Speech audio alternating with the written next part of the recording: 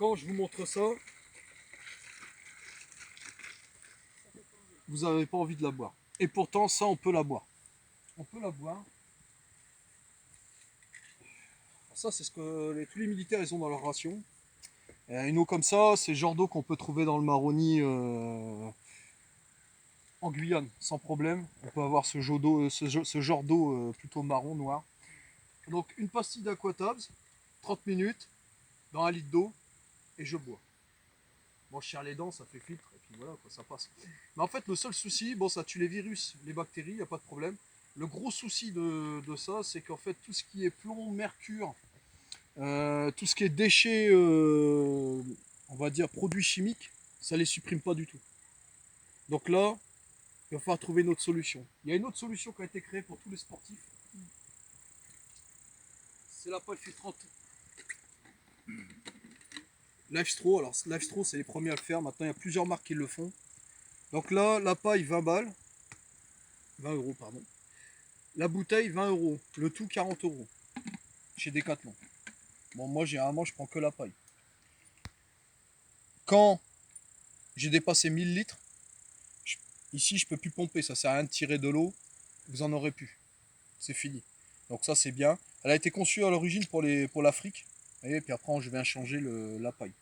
Donc elle a été conçue pour l'Afrique. C'est quoi, c'est un filtre ça? Ah ouais, c'est un petit osmoseur en fait. C'est les membranes qui se compressent et qui permettent de filtrer l'eau. Alors ça tue bactéries, protozoaires à 99,99999. Ils vendront jamais le produit à 100%, c'est normal. Ils se gardent toujours une petite réserve. Donc ça, vous pouvez boire directement. Vous chargez votre eau, alors si bien dans une mare d'eau ou n'importe quoi, vous pouvez boire directement l'eau qui sort de la paille. Il n'y a pas de problème. Et enfin, quand on n'a pas tout ça, parce que moi je me balade pas avec ça, je me sers de ce que la nature m'offre. Donc je vais faire ce qu'on appelle un filtre. Voilà, un filtre à eau. Alors ça c'est l'eau marron que vous aviez au début. Donc là ça c'est un filtre à eau de survie. Alors comment faire mon filtre à eau? Ici j'ai un bout de manche de mon t-shirt. Alors je vais pas commencer à dépecer mes chaussettes, hein. J'en ai besoin pour marcher. Donc du coup, vaut mieux dépecer un morceau du t-shirt, c'est pas mal. Ça sert à rien, c'est pour ça que maintenant j'ai que des débardeurs, je suis un peu embêté. Après, ici, je vais récupérer tout ce qui est charbon de bois. Alors le charbon de bois, voilà, une fois qu'il a brûlé, je vais attendre 24 heures. Et au bout de 24 heures, ça devient du charbon actif. Il devient poreux, ça devient du charbon actif. Le charbon actif retire tout ce qui est produit chimique de votre eau. Intéressant. Plomb, mercure, engrais, pesticides, et j'en passe.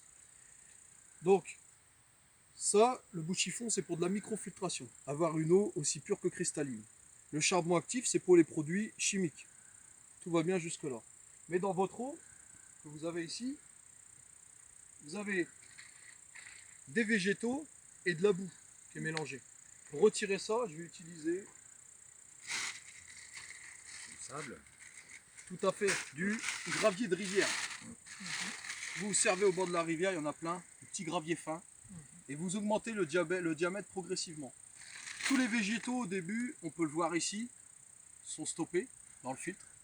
Après les boues, les produits chimiques, et à la fin, microfiltration, et j'obtiens une eau claire comme cristalline. Le problème, c'est qu'elle est toujours pas potable.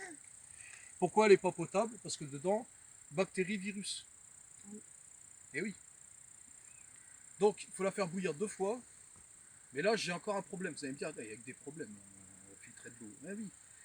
J'obtiens de l'eau déminéralisée. Si vous buvez de l'eau déminéralisée, de l'eau de fer à repasser, vous allez faire tout l'inverse. Vous allez vous déshydrater complètement. Vous allez pas arrêter d'aller aux toilettes, puis pisser, vous déshydratez complètement. Ça fait un déséquilibre dans le corps. Du coup, pour réhydrater cette eau, pour reminéraliser cette eau, j'ai utilisé de la cendre de bois que je vais verser dedans. Ou tout simplement mettre des plantes. Quand vous êtes chez vous, vous faites bouillir de l'eau à la bouilloire, vous déminéralisez l'eau, vous mettez un sachet de thé, vous reminéralisez l'eau. Vous le faites tous les jours, mais vous ne vous rendez pas compte. C'est bon pour l'eau?